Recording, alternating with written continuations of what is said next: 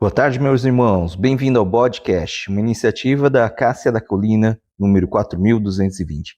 Hoje nós vamos falar um pouquinho sobre como superar seus limites internos. Quando nós somos iniciados, uma palavra bastante impactante é o vitriol. Visita o centro da terra, retificando-te, encontrarás a pedra oculta ou a pedra filosofal. No sentido filosófico dessa palavra, né, do vitriol, nós temos que despertar aquilo que há de melhor dentro da gente, nos lapidarmos para evoluirmos como ser humano, como pessoa. Então, como premissa da maçonaria, a gente tem que desenvolver as virtudes e combater os vícios, né? Sendo que a virtude é a disposição da alma que nos induz à prática do bem.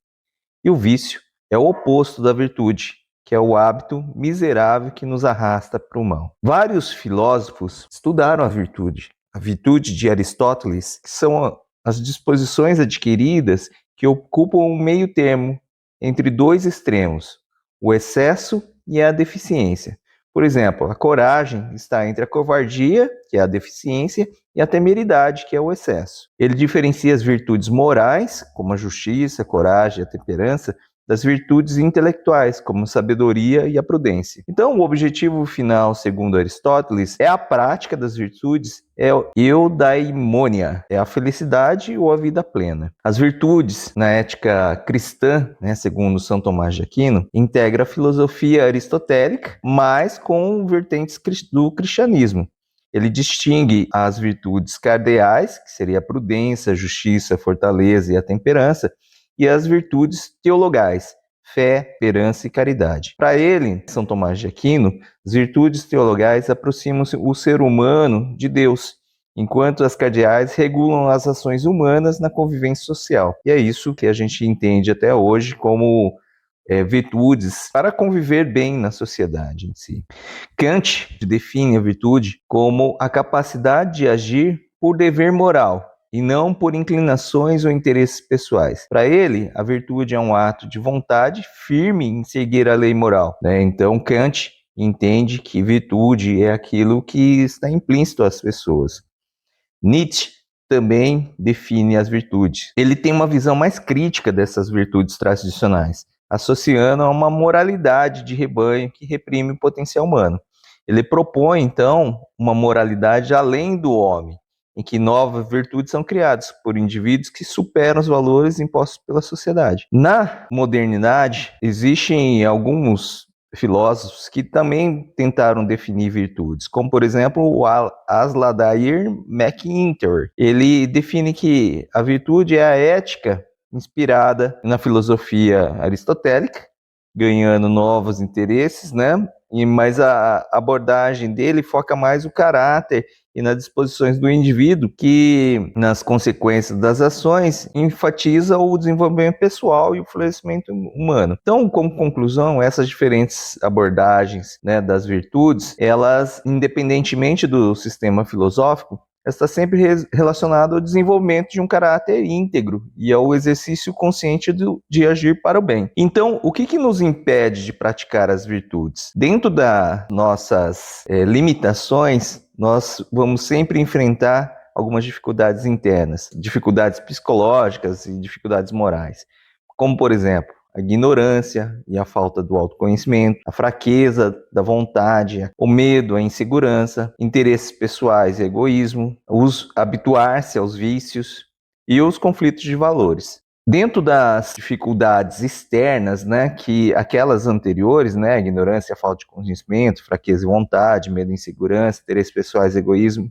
os vícios e os conflitos de valores, que são internos, a gente tem também as externas, são dificuldades sociais e culturais, como, por exemplo, as pressões sociais e culturais, as faltas de exemplo e educação moral, as circunstâncias adversas, limitações externas, assim também como os conflitos de valores que podem ser externos ao nosso processo. Então, sempre que a gente tem uma dificuldade, tanto interna como externa, nós, para sermos virtuosos, precisamos superar isso. Então, como que a gente pode superar a ignorância, a falta de autoconhecimento, a fraqueza, o medo, a insegurança, os interesses pessoais e egoísmos? Nós precisamos conhecer quem é o nosso inimigo, quem está nos desafiando, principalmente para esses fatores internos, que é o que a gente tem controle. Então, quem é o nosso verdadeiro inimigo? Segundo Steven Pressfield, no livro Como Superar Seus Limites Internos, de 2002,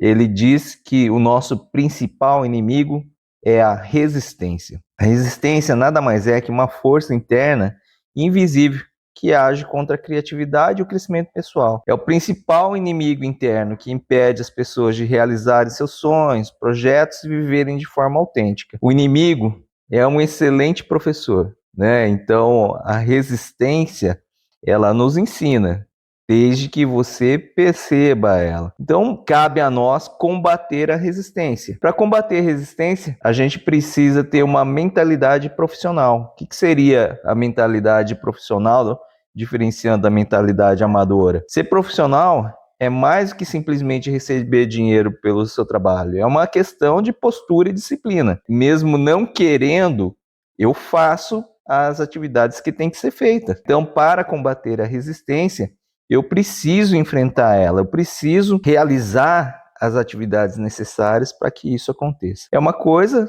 é estudar para a guerra, outra coisa é guerrear, né? Então, muita coisa a gente sabe. Eu sei que eu tenho que ir para a academia, mas outra coisa é ir para a academia. Eu sei que eu preciso estudar, outra coisa é pegar o livro e estudar, né? Então, é muito importante que a gente tenha a força de vontade para conseguir enfrentar esses desafios. A resistência, ela é inevitável. Todos enfrentam essa força, especialmente quando elas estão buscando objetivos significativos de atividades criativas. Quem nunca sentou na frente de uma folha em branco para escrever uma carta, para escrever algum documento e preferiu fazer inúmeras outras coisas a enfrentar esse desafio? Então, a resistência, ela é criada por nós mesmos e ela tem uma grande força.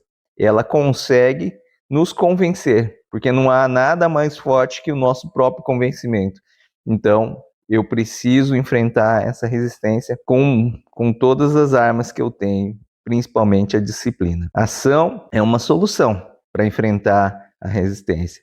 Então, mesmo desmotivado, eu preciso me atuar e vencer essas dificuldades. Atuar sempre como um profissional. Então, eu tenho que me transformar em todas as ações diárias como um profissional. Então, se eu me comprometi, eu devo cumprir. O processo mais importante que a gente tem é focar na superação desses desafios, focar no que realmente importa, o que é importante, aquilo que eu sei que deve ser feito e realizado. Então, a chave para o crescimento é a realização, está na consistência e na coragem de enfrentar os próprios medos, avançando então, apesar da resistência. Então a gente tem que enfrentar isso para que consiga superar os nossos limites internos. A nossa premissa de criar masmorras para os vícios e levar templos para as virtudes nada mais é do que enfrentar os nossos limites internos, enfrentar a resistência que a gente encontra e fazer o que deve ser feito como um profissional. É isso, meus irmãos. Até mais, um triplo fraterno abraço, tchau.